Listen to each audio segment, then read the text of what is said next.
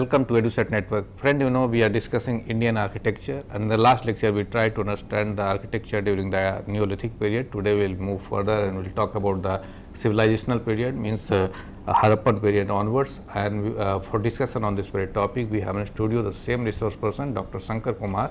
He teaches history in Hindu College, University of Delhi, and has a specialization in ancient India. So, on behalf, I welcome him for the EduSet lecture on this very topic. Welcome, sir.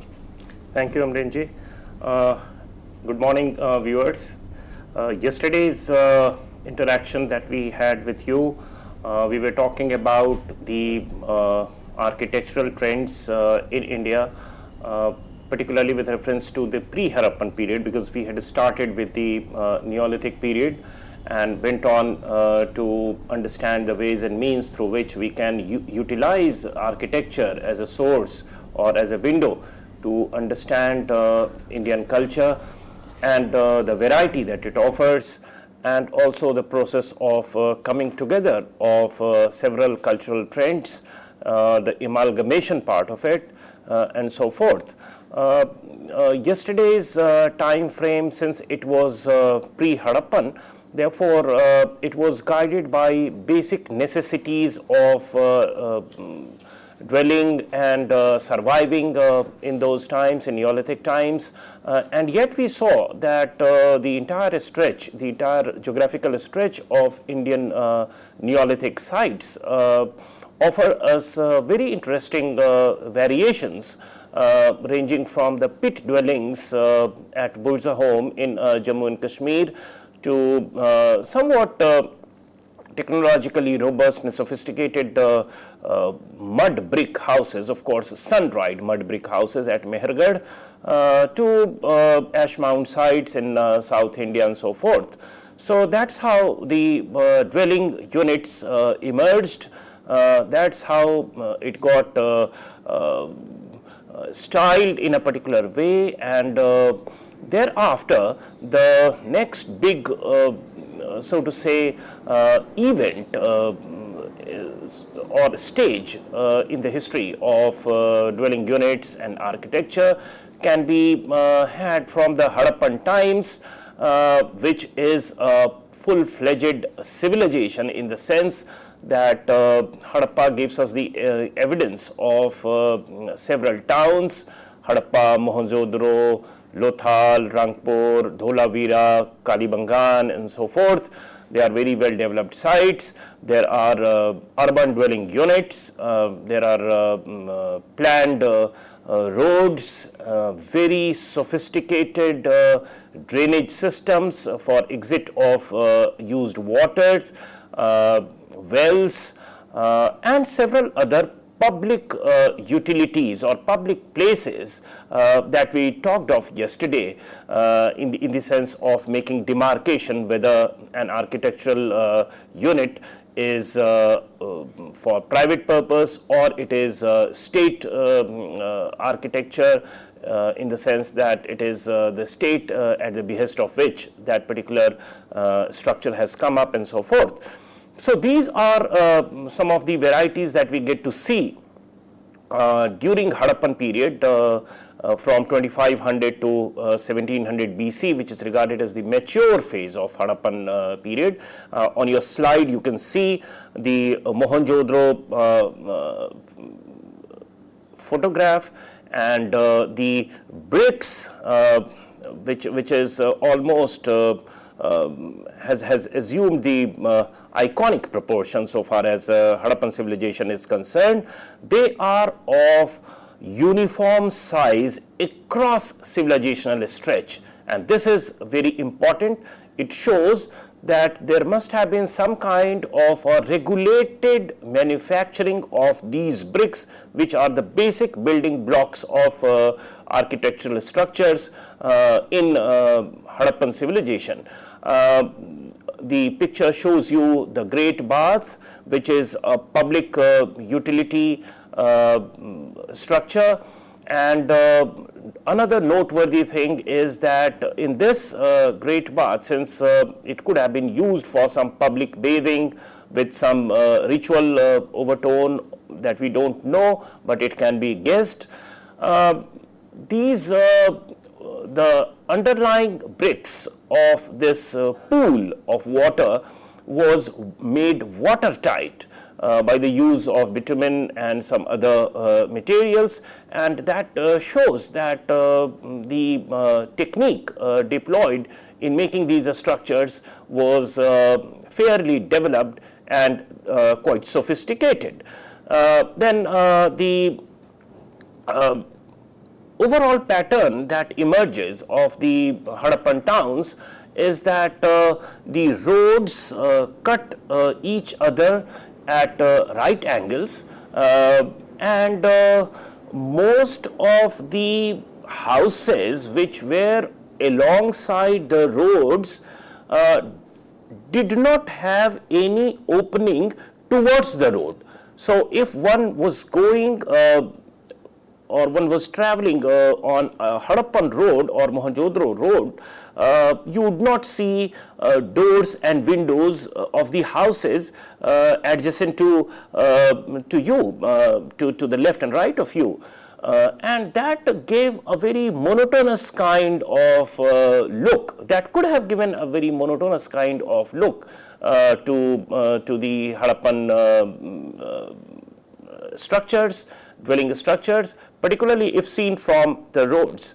But that's how it was, and most of the houses were single-storied, but double-storied houses are also testified in Harappa, and most of the houses had provision for water in the sense of a well, and also for the exit of used water, and therefore hygiene emerges as something very important in the Harappan period, because so much of care and so much of concern for the exit of used water is something which is hardly seen in other contemporary Bronze Age civilizations. Similarly, at yet another site in the Harappan civilization at Dholavira, we find very sophisticated structures, ducts and channels leading to the utilization of water and water sources and so forth, which again gives us some kind of a glimpse of the civilizational life, the everyday life in Harappa, which it has so much premium to the way they used water or the way they transacted their everyday life. And architecture, the material architecture that we still have preserved, of course in the ruin form, give us a very nice clue about these things. So this is about Harappan life. Alongside public utilities like the Great Bath, we also have another characteristic architectural specimen in most of the Harappan towns, and they are the granaries. These granaries are very scientifically made in the sense that they had air ducts and raised platforms for pounding of seeds and so forth, and they also used bricks, stones, and these items, stone items, etc., were probably locally quarried, and that's how the local resources, which we did speak of in our yesterday's discussion, were utilized in the designing of their architectural specimen. So that is about the Harappan civilizational architecture that we get to see, the varieties that we saw. And next stage, so to say, although quite a few Chalcolithic cultures preceded Harappan civilization, but in the western and central India, in the post-Harappan times, we find quite a few Chalcolithic sites emerging, Ahar, Inamgaon, Iran, and Kaitha, and so forth. These are some of the sites which have emerged as very well excavated Chalcolithic sites in the post-Harappan period, the time being from around 2000 to 700 BC, as you can see on your slide. Quite a few of these Chalcolithic cultures, those which lay around the Harappan area or in proximity to that, the late Harappan settlements, they extensively kept using the burnt bricks for building purpose. But most of the Chalcolithic sites that we have listed here on the map, and as you can see on the next slide, this is the typical house of a Chalcolithic culture at Inamgaon. Chalcolithic cultures, as you would know, is that phase of historical development where people were using, of course, stone tools, but in association with copper tools.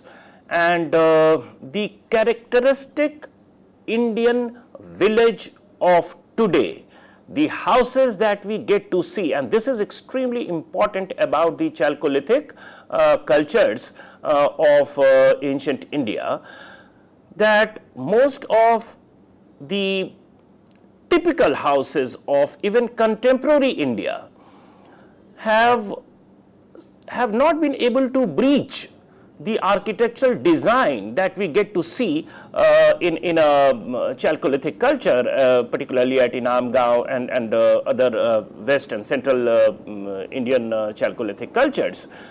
These houses, quite unlike the Harappan zone, are made of mud and wattle walls. They are not using bricks, and that is something that you can see in the Indian villages even today. And these walls were plastered by cow dung, which is in Hindi referred to as gobar. So that was used to plaster the walls and make it more smooth and livable, and also make it clean. So that is a practice which is very much followed even in today's times in Indian villages. Then the architectural design, if you see, is also either rectangular or circular.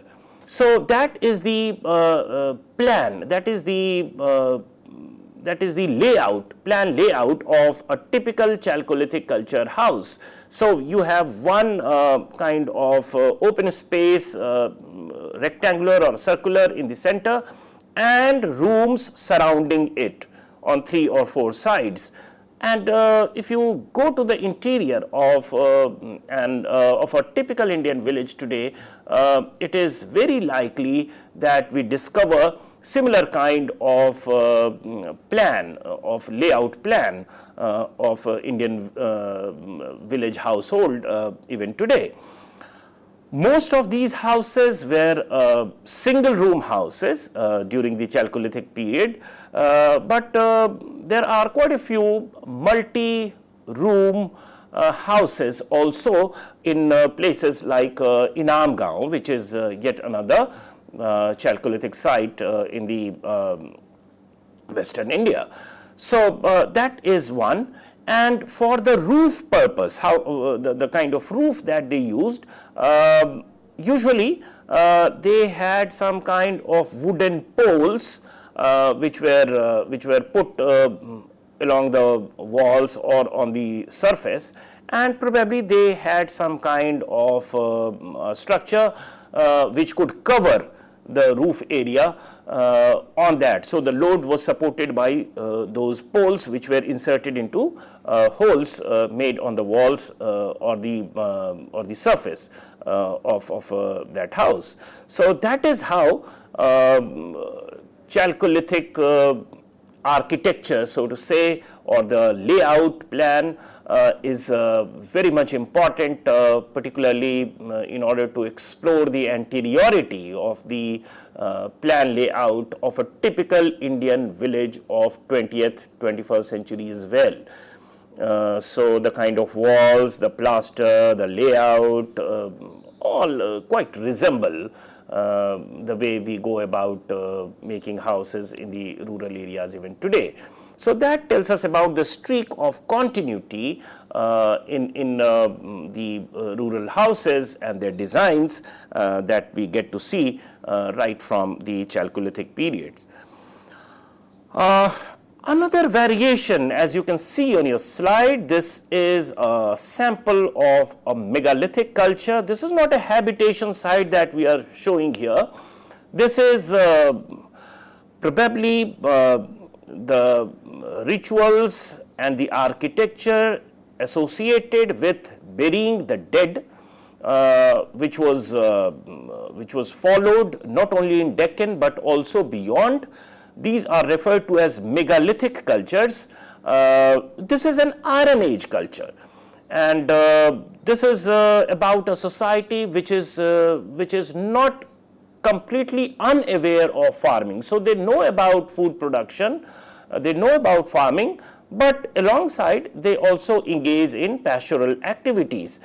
And why I'm showing you here this particular picture is because here huge stone monoliths are used in a particular fashion, in a particular way, and there is no singular way. There is a variety of megalithic arrangement of these monoliths across India, betraying some bit of regional features also. But this is to ensure that the person buried, the dead person, has some kind of an afterlife or some ideas associated with it. There are, if we talk of the typologies of these megaliths, there are one kind of megaliths where the actual corporeal remains are buried, and there could be another where corporeal remains are not there, but it is made purely as some kind of structure in commemoration or just to memorize, just to give some kind of a long-term memory or established in memory of the dead person.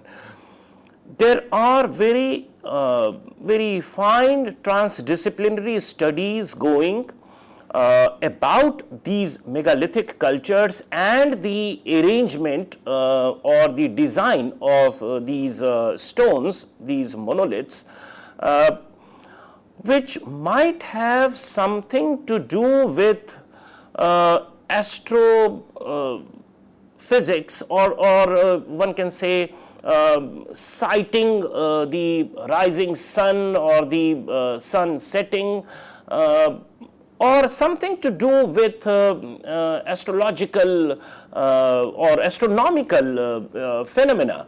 So the alignment of these monoliths in a particular way and what could be the underlying ideas, these are the issues which are being looked at by the historians today in a transdisciplinary fashion to figure out what could have been the idea beneath this. And it is increasingly getting established that it might have to do something with astronomical entities or sighting some celestial objects or something related to astronomical phenomena. So this is yet another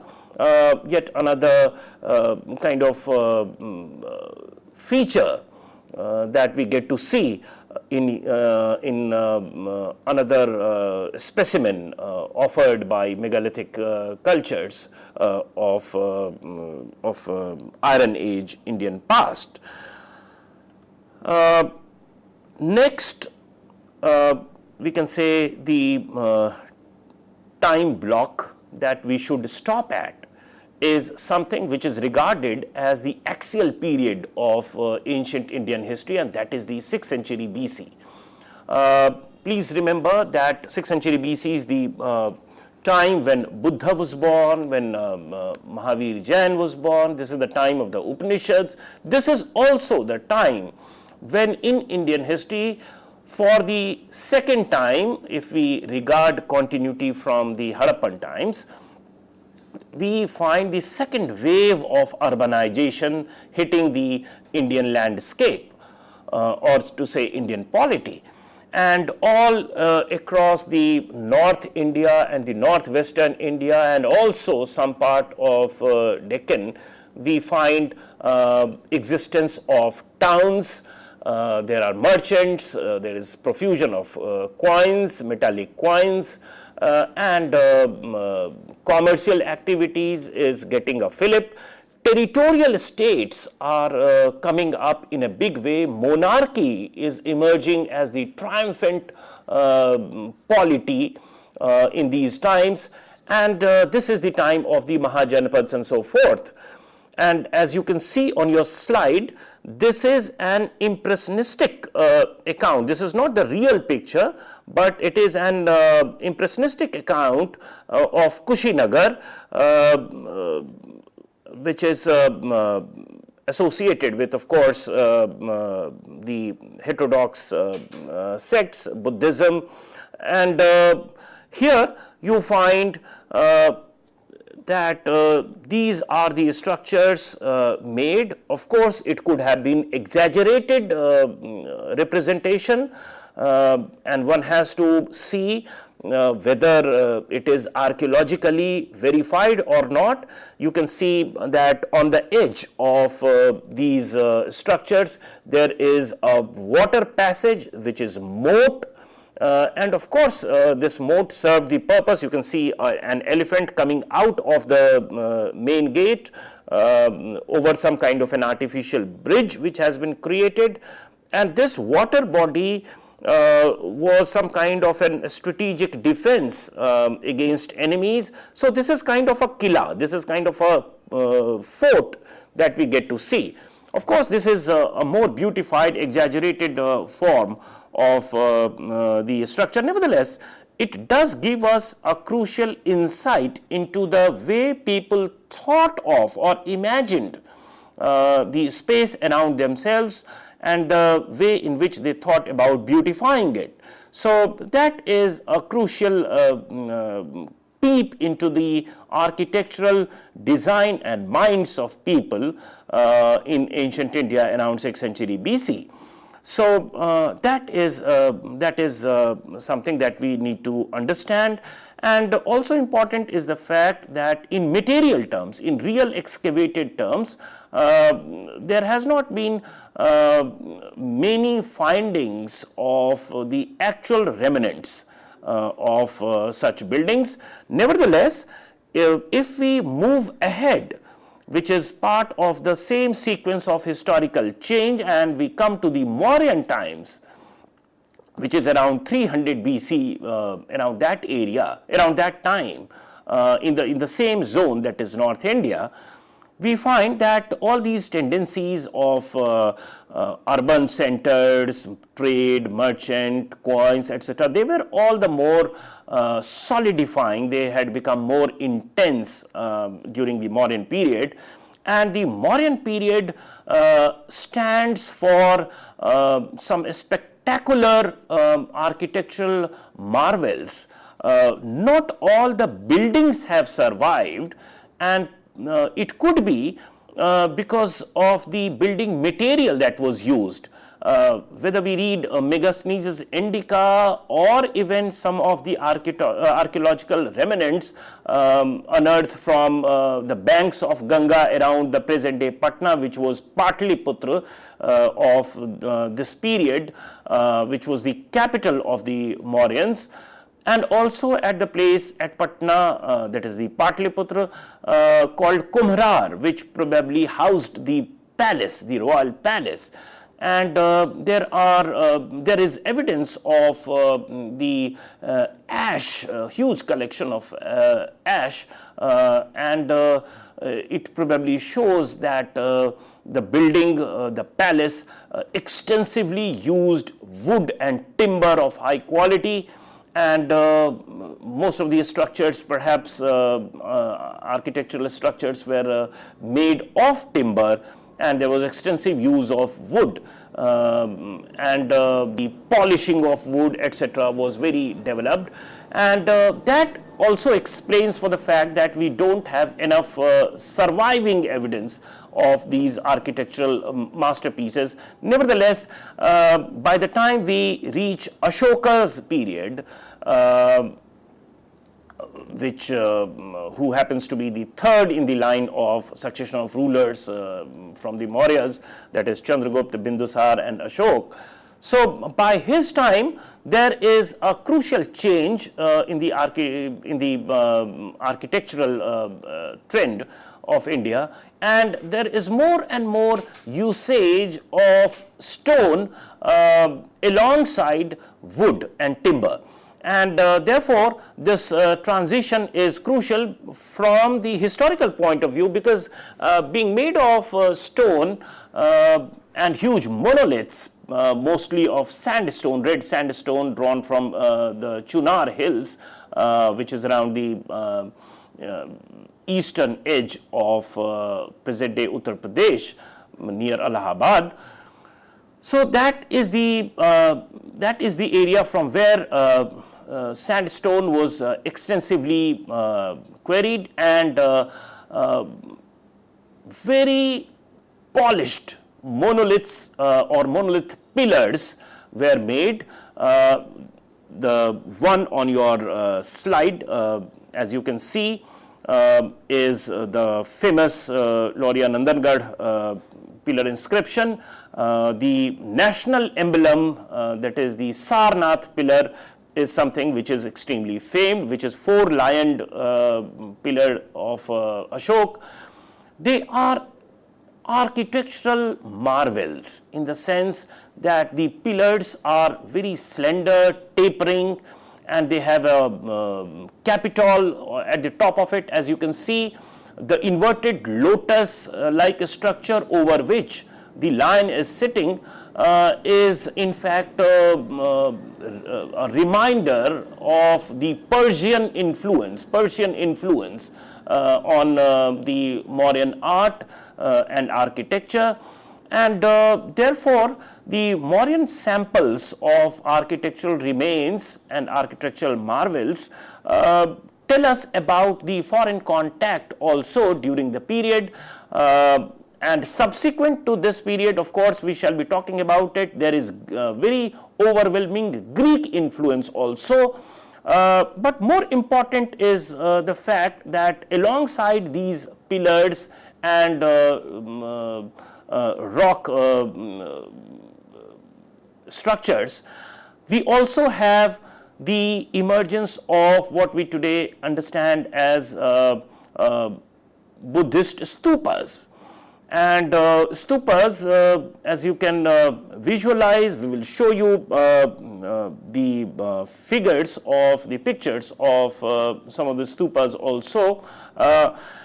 These are kind of a hemispherical bodies which are constructed, but it is not hollow from inside. So it is not a dome. In the sense, it gives the impression of being a dome-like structure, but it is all stuffed from inside. So there is some material inside, and of course it has a ritual significance. So there is a casket at the top of it with a chhatri, and the gateways surrounding it, and so forth.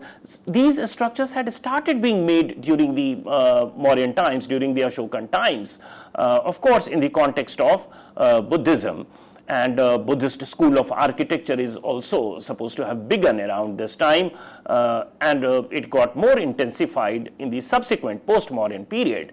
But the genesis is here. And another important thing to note is that in the Ashokan period or in the Mauryan period, these stupas had more hemispherical look, and it got more cylindrical subsequently as we move further. Rock-cut caves again make their beginning here, and from these mountains on some suitable edges of these mountains, some structure was carved, and Buddhist monks used to live in these structures, so they emerged as monasteries, which again offers yet another variety of architectural masterpieces that we get to see from the Ashokan period or Mauryan period in general. This is yet another, as you can see on your slide, this is just, I use this to show how polished the Ashokan inscriptions are. So this particular slide shows you the craftsmanship associated with Ashokan pillars, and here you can see something engraved also. Of course, these are royal edicts. So the sheer glaze which is there maintained to the present time. So you can just imagine how beautiful and how aesthetically satisfying, gratifying these structures could have been at the time of their manufacturing. This gives you the view of a Mauryan time stoop, which is a Sanchi Stoop, much famed Sanchi Stoop. Please understand that the carvings, etc., which you see on this photograph is a subsequent addition. It was in the Shunga period, which is subsequent to the Mauryan period, that these stone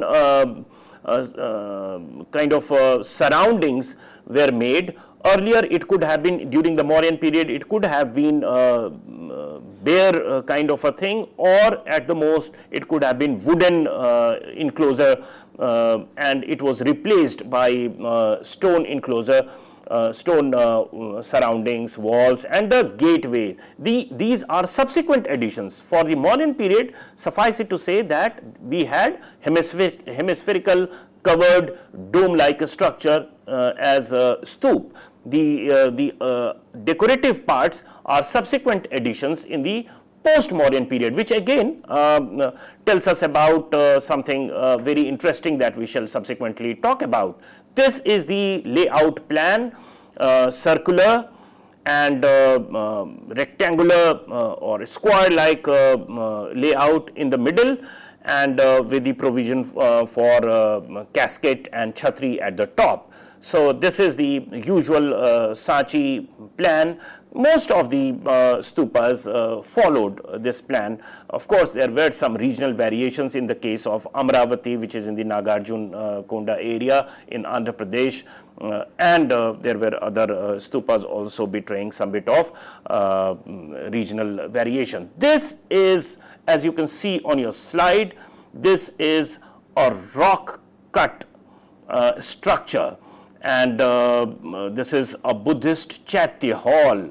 So here the building material is naturally provided. Of course, it's part of some mountain, and into these mountains things were dug out and engraved in such intricate ways, and that tells you about how beautifully these engravings were done and what must have been the site layout plan.